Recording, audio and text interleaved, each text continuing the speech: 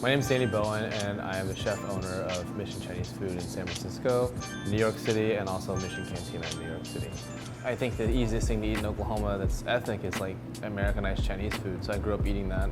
I felt like I'd worked my way through a lot of kitchens, and I didn't want to be like a conventional chef. I didn't want to like have a restaurant that was like dictated by, the odds were in favor. I wanted to do something kind of dynamic. So my friend Anthony, who's my business partner now, was like, hey, I'm doing this pop-up in this Chinese restaurant. And at the time it was called Mission Street Food. It wasn't actually a Chinese thing. So I kind of fell in love with it. And I actually, being in that environment, was like, oh, well, I really love Chinese food again. So I guess in this very long explanation of how a guy from Oklahoma started making Chinese food in New York City.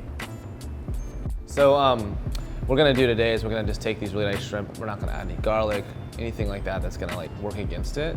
Cook them in a little bit of ham fat. We're gonna sear the shrimp in that, pull it back once it's like halfway cooked, dump a bunch of Hennessy in there. The Hennessy Black will start to help create a sauce. I also put a lot of duck stock in there too. There'll be fermented black beans in there. We're also going to char some red Holland chilies. So we'll chop those up.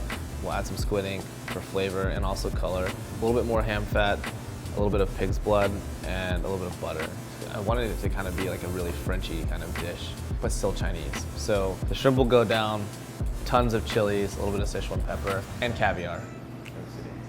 The drink that we're doing is really cool. It's kind of like a take on what we do in the restaurant. We have a drink called the Phil Collins. In a nutshell, it's basically coconut milk, kaffir lime, chili, ginger, and then Hennessy Black. And it's gonna be served in a canary melon, and it will complement the flavor of the spicy, like chili shrimp a lot.